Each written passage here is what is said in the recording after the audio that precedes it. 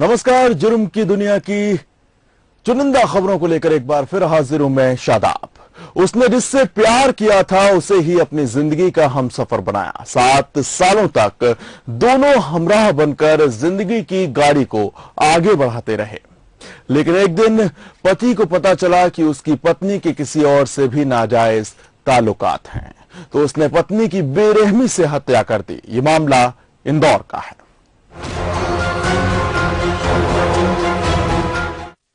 Love marriage पर भारी पड़ा लव यू का मैसेज, पत्नी पर बेवफाई का शक, बेरहमी से कर दी हत्या।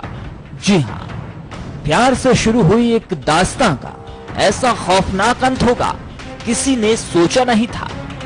पत्नी के मोबाइल से भेजे गए आई लव यू के मैसेज को देखकर ही पति का खून खौल उठा और उसने कर दी पत्नी की बेरहमी से हत्या। इंदौर के चंदन नगर इलाके के गंगानगर में सुबह पुलिस को रवीना की लाश मिली थी। घर का सामान बिखरा हुआ था और पति पंकज भी घायल था। पंकज ने पुलिस को कहानी सुनाई कि घर में लूट के इरादे से बदमाश दाखिल हुए और उसकी पत्नी की हत्या कर कीमती सामान ले उड़े, लेकिन पुलिस को पंकज की इस कहानी पर यकीन नहीं हुआ। लूटपाट के इरादे से घर में दाखिल बदमाशों ने पंकज को क्यों छोड़ दिया, ये बात पुलिस के गले नहीं उतरी। लिहाजा जब पंकज से सख्ती से पूछताछ की गई तो खुल गया इस हत्या का राज। घटनास्थल जो बनाया गया था, या घटनास्थल से कुछ ऐसी चीजें संदिग्ध टाइप की हमें लगी जिसमें कोई उद्देश्य समझ में नहीं आ रहा था।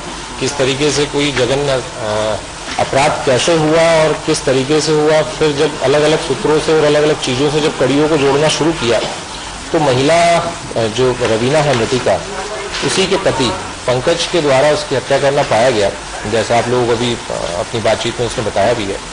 तो उस दौरान ये कुछ समय पूर्व से, वैसे अगर बताएं तो ये इन लोगों के बीच में प्रेम संबंध रहा। फिर उसके बाद में इनकी शादी हुई 2013 में। पिछले कुछ दिनों से इसको अपनी पत्नी के चरित्र पर थोड़ा सा शंका जाहिर हुई, शंका इसको लगा, तो इसने इस बात को अपनी पत्नी से शेयर ना करते हुए इसने सीधे उसको उसकी हत्या या उसको रास्ते से हटाने के संबंध में प्रयास करना शुरू किए।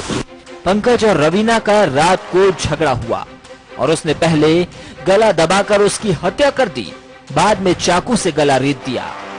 पंकज के मुताबिक 19 तारीख को रवीना का बर्थडे था और मोहल्ले के किसी युवक ने उसे बर्थडे विश किया।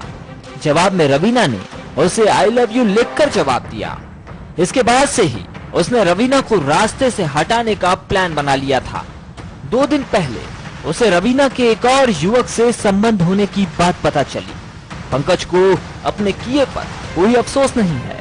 हाँ सर, मैंने उससे बहुत प्यार किया था। उसने मेरे साथ विश्वासघात किया, इसलिए कि वो मेरी नहीं हो सकी तो मैं क्या किसी की नहीं होगी, इसलिए मैंने मतलब बच्चा का जो नसीब में जो किस्मत में होगा वो लिखा हो तो वो होगा सर। मुझे 8 दिन पहले पता चला था इसका ऐसा चल गया। मैंने ऐसा सोचा कि वारदात कर दूंगा कि ऐसा हो गया, पर वो वारदात का मैंने बोला भी था, पर वो झूठ साबित हुआ। तो फिर मैंने अपना गुनाह कबूल लिया कि मैंने ऐसा काम करा। पंकज और रवीना ने लव मैरिज की थी। पिछले 7 महीने से वो अपने ससुराल में घर जमाई बनकर रह रहा था। पंकज को अपने किए पर कोई अफसोस नहीं और उसने पत्नी को उसकी बेवफाई की सजा दी, लेकिन वो ये भूल गया कि उसके इकलौते बेटे का क्या होगा, जो अब माँ और बाप दोनों से ही महरूम हो गया है। अवैध संबंधों में जान लेने का ये इंदौर का पहला मामला नहीं है, लेकिन सवाल यहाँ पर यह है कि जब उसे पता चल चुका था तो क्या इस मसले को बैठकर बात कर सुलझाया नहीं जा सकता था।